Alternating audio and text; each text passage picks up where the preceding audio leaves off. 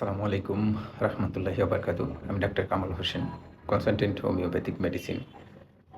আজকে যে বিষয়টি নিয়ে আলোচনা করব, সেই বিষয়টি হচ্ছে যে সমস্যার কারণে মা বোনদের বাচ্চা হচ্ছে না, সমাধান সহ আলোচনা করব।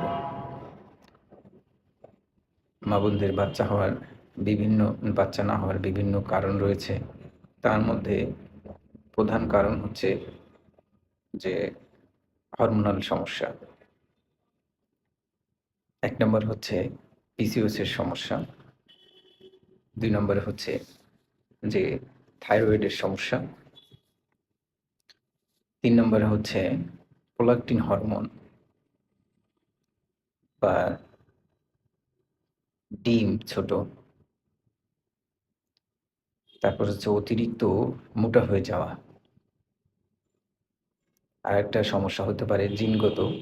আবার আরেকটা সমস্যা হতে পারে যে স্বামীর সমস্যার কারণে স্ত্রীর গর্ভে বাচ্চা হয় না।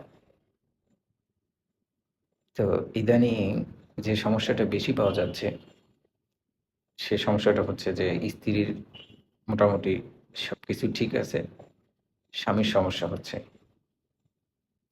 যে স্বামীর সিমেন্স অ্যানালাইসিস রিপোর্ট করলে যে প্রবলেমগুলো আমরা এখন পাচ্ছি, অ্যাজোস্পার্মিয়ার সমস্যা পাচ্ছি, অলিগোস্পার্মিয়ার সমস্যা পাচ্ছি, অথবা ভেরিকোজ ভেইন অন্ডকোষের মধ্যে থাকছে ছেলেদের। এই সমস্যার কারণে তারপরে হচ্ছে যে বীর্যের উৎপাদন ক্ষমতা বা টাইমিংয়ের সমস্যা, এ ধরনের সমস্যা ছেলেদের মধ্যে বেশি পাওয়া যাচ্ছে। তো এ ধরনের সমস্যা আলোচনা করতে গেলে দীর্ঘ সময় ভিডিও অনেক বড় হয়ে যায়। যে কথাগুলো বলছিলাম, বোনদের পিসিওএসের সমস্যার কারণে যদি বাচ্চা না হয়, সেক্ষেত্রে আপনাকে নিজেকে আগে কন্ট্রোল করতে হবে, নিজেকে আগে ফিট হতে হবে। অনেক ওষুধ খেয়েছেন, বাট এই সমস্যা থেকে মুক্তি পাচ্ছেন না। তো পিসিওএসের সমস্যা যদি বেশি থাকে, সেক্ষেত্রে আপনার কি হচ্ছে, শরীরে বিভিন্ন জায়গায় লোম হচ্ছে পুরুষের মতো, এবং আপনি প্রচুর পরিমাণে বা অনেক হেলদি হয়ে যাচ্ছেন বা মোটা হয়ে যাচ্ছেন। কোনো অবস্থাতেই কন্ট্রোল করতে পারছেন না, শরীর বেড়ে যাচ্ছে ও দিন দিন ওজন বেড়ে যাচ্ছে। তো এই সমস্যা যাদের রয়েছে তাদের বলবো যে আপনারা অন্তত ঘুমটা ঠিক মতো ঘুমান। ৭ থেকে ৮ ঘন্টা যদি ঘুমাতে পারেন, তাহলে আপনার আরেকটা হচ্ছে যে এক্সারসাইজ আপনাকে করতেই হবে, নিজে নিজে না। আপনাকে যে কোনো একজন ফিজিশিয়ান বলেন বা ডায়েটিশিয়ান বলেন, ওনারা আপনাকে একটা গাইডলাইন করে দিবে। গাইডলাইন অনুযায়ী আপনাকে আগাতে হবে। তা না হলে ওষুধের উপর যদি আপনি নির্ভর করেন, কাজ হবে না।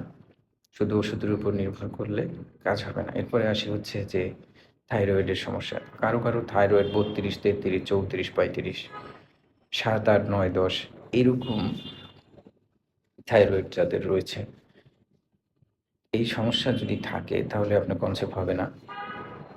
আপনাকে কি করতে হবে? সেম যে কথাগুলো বললাম, পিসিওএস এর মতো এটাও আরেকটা বড় রোগ। আপনাকে কন্ট্রোল করতে হবে। নিয়মিত ২ বেলা হাঁটতে হবে। ৭-৮ গ্লাস পানি পান করতে হবে। ওষুধ তো খেতেই হবে। অনেকেই ওষুধ খাচ্ছেন। থাইরক্স কেউ 50 খাচ্ছেন, কেউ 20 খাচ্ছেন, কেউ 75 খাচ্ছেন, ১০০ খাচ্ছেন। এভাবে খাচ্ছেন। তবে খাওয়ার নিয়মটা হচ্ছে যে আপনাকে মিনিমাম সকালবেলা বাসি পেটে ৪০ মিনিট আগে, নাস্তা করার ৪০ মিনিট আগে খেতে হবে এই থাইরক্সটা। এবং আপনাকে ২ বেলা হাঁটতে হবে বা এক্সারসাইজ করতে হবে। সঠিক সময় ঘুমাতে হবে, ৭-৮ ঘন্টা ঘুমাইতে হবে। রাত জাগা যাবে না। যারাই রাত জাগছেন, পিসিওএসের সমস্যা, থাইরয়েডের সমস্যা, প্রোলাক্টিন হরমোনের সমস্যা, ডিম উৎপাদনের সমস্যা, তারপরে আরও যে হরমোনের সমস্যাগুলো রয়েছে, এই সমস্যা দিন দিন বৃদ্ধি পাবে, কমবে না।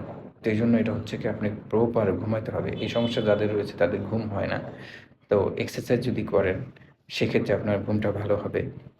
আস্তে আস্তে আপনার ঘুমটা পরিপূর্ণ হবে এবং ঠিক হয়ে যাবে। ৭-৮ গ্লাস পানি পান করতে হবে। তা আরেকটা যে সমস্যার কথা বলি, মোটা হয়ে যাচ্ছেন দিন দিন। পেটটা বড় হয়ে গিয়েছে। পেটটা এত বড় হয়েছে যে নিজের কাছেই খারাপ লাগে। মনে হচ্ছে যে ঢোলের মতো হয়ে গিয়েছে। হাঁটতে গেলে কষ্ট হয়, উঠতে গেলে কষ্ট হয়, বসতে গেলে কষ্ট হয়। তো এই সমস্যা, পেটের যে চর্বি, চর্বির জন্য আপনাকে একজন ডায়েটিশিয়ান দেখান। ডায়েটিশিয়ান দেখিয়ে আপনাকে ডায়েট প্ল্যান করে দিবে, এক্সারসাইজ প্ল্যান করে দিবে এবং হাঁটা এবং খাওয়ার যে ব্যাড হ্যাবিটগুলো রয়েছে আপনার, fast food, junk food, biryani, Coke, চিনিযুক্ত খাবার, এগুলো সম্পূর্ণ আপনাকে অ্যাভয়েড করতে হবে। আরেকটা জিনিস হচ্ছে যে আবার কারো মা বোনের সিস্ট রয়েছে, ছোট ছোট সিস্ট, পলিসিস্টিক ওভারি যাদের রয়েছে তাদের আবার সিস্ট হয়। আবার কারো ডিম্ব মানে জরায়ুতে টিউমার হয়, ইনফেকশন হয়। এই সমস্যা এক ভালো করে যে টেস্টগুলো, কিছু কিছু টেস্ট আছে আপনাকে না করলেই নয়। যেমন আপনার টেস্টোস্টেরন হরমোনের টেস্ট, থাইরয়েডের টেস্ট, তারপরে একটা আল্ট্রাসাউন্ড, হোল অ্যাবডোমেন আল্ট্রাসাউন্ড, এটা করতে হবে। এটা করলে আপনার কোথায় কোন সমস্যাগুলো আছে এটা ধরা পড়বে। সবচেয়ে বড় কথা হলো, যে কথাগুলো বললাম ছেলে মেয়ে উভয়ের জন্য বলছি, রাত জাগা বন্ধ করতে হবে।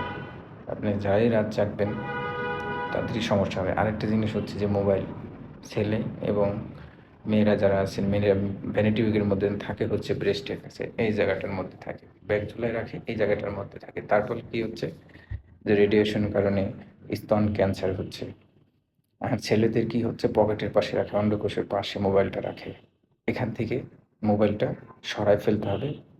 সেটা হাতে রাখতে পারেন অথবা ব্যাগে রাখতে পারেন। আরেকটা জিনিস হচ্ছে ছেলেদের, যে কথা বললাম এটার কারণে, যে রেডিয়েশনের কারণে আপনাদের ছেলেদের যেটা আছে, ছেলেদের ফার্টিলিটি আস্তে আস্তে কমতে থাকে, বীর্যের ধারণ ক্ষমতা কমতে থাকে, সেক্সুয়াল সমস্যা হতে থাকে।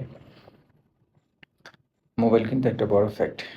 আর যে ঘুম, যেটা বললাম, খাবার, লিকুইড খাবার বেশি পরিমাণে খাবেন, যেমন শরবত, ডাবের পানি, আখের রস, বাদাম।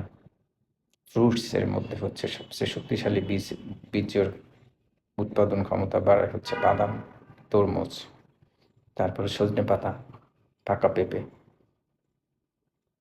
তো এগুলো যদি খেতে পারে পুরুষদের জন্য ভালো উপকার হবে।